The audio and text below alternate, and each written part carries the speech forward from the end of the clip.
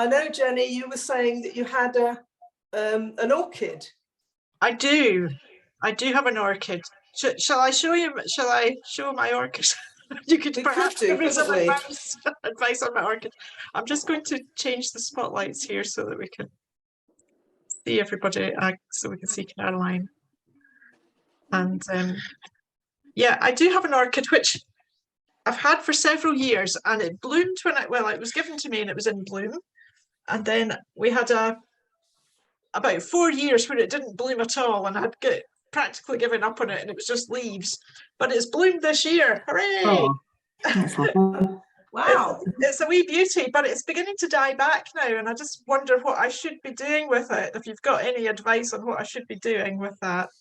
Absolutely. This is called a moth orchid, which is the cheapest one to buy. Okay. And there's a common one because they can propagate so well now that these are really reasonable in price, and I know lots of us buy them. It's called Phalaenopsis if you want to have the botanical name too. Okay.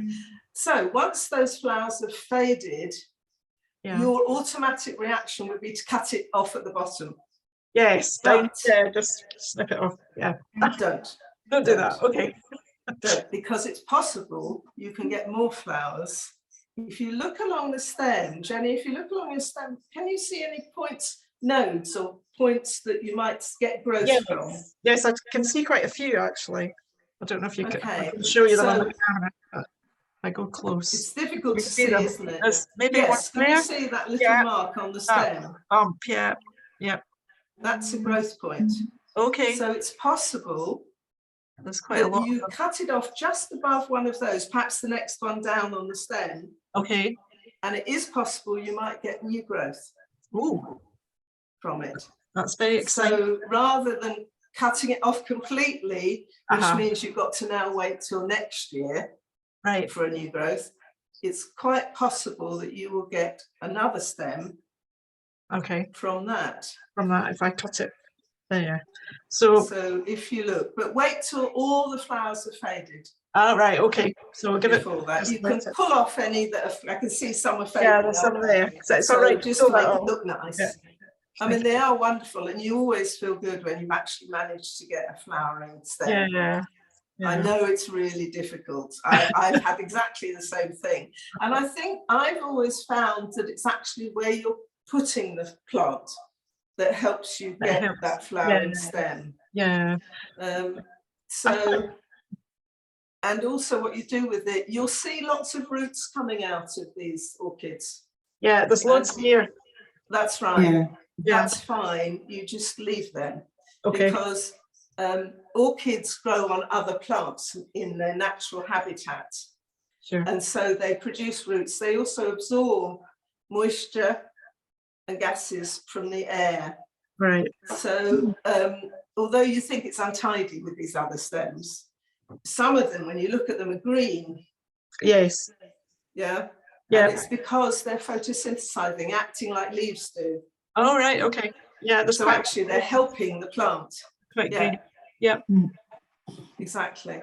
So don't cut them off or think they're untidy, just think it's all part of the natural thing that plants have.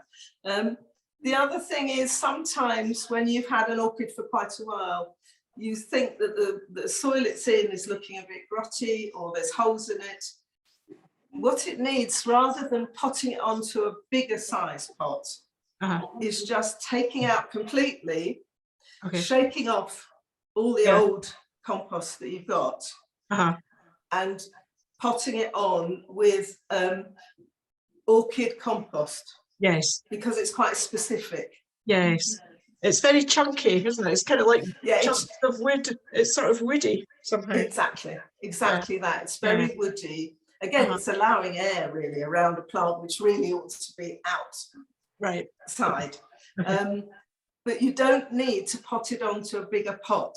Right. Okay. But what you do need is to make sure that the pot that you repot it into, again, a see-through pot. Right. If you look at all the ones you get, you'll see that you can see through them. They're not solid black or terracotta. Again, because it needs that light. Okay. Okay, so can you see with yours? Yeah, yeah. So that should be out in the light then. Okay. Well, we all want it to look nice. So what I would suggest Okay. is that you get a slightly bigger outside pot. Yeah. Okay. Don't fit it directly. I know they're sold like that, but, Yeah, but don't do that. perhaps let it have some space around so light can get in. Because again, they shouldn't be in pots. Yeah. They shouldn't be in the soil. They should be on a tree or a On a plant, tree somewhere. completely open. Interesting. So Yeah. that's quite a good idea. Yeah. They like a humid environment. Uh-huh. I don't know whether yours was, Jenny, It's in my kitchen, so it can get humid.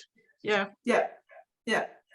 So that's quite good. Don't put it in bright sunlight. It doesn't want that. It doesn't want to dry. Yeah.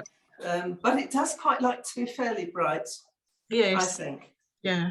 Yeah. I mean, I was successful getting mine to flower like yours after a few years because they were on a windowsill that was reasonably bright, brighter than I thought. Yeah. Yeah.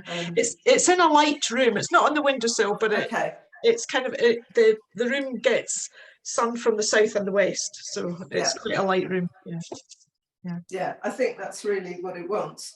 If you're going to feed it, which that might help, is again get a specialized orchid fertilizer, which you can get for any garden centre or DIY place. It's easy to get. Yeah, and the only problem you can get, well, apart from not watering it, not looking after it, is mealybug, which looks almost like sort of cotton wool. Okay. Which sucks the sap out of the leaves. Right. So you sometimes see a white, slightly sticky cotton woolly effect. You can really wash them off or wipe them off. Right. Okay. Okay, so just do that. Just do that. To it. But well done for getting lovely flowering stem. Thank you. Well, it thrives on neglect, I have to say. Like all my house plants. Well, I think we all do the same. It's the survival of the fittest. Yeah, no, I'm sure we all do the same. But with a little bit of knowledge or a little bit of help, we can get much better flowering for all our plants. Yeah, that's lovely. Thank you very much, Caroline. No, that's a pleasure.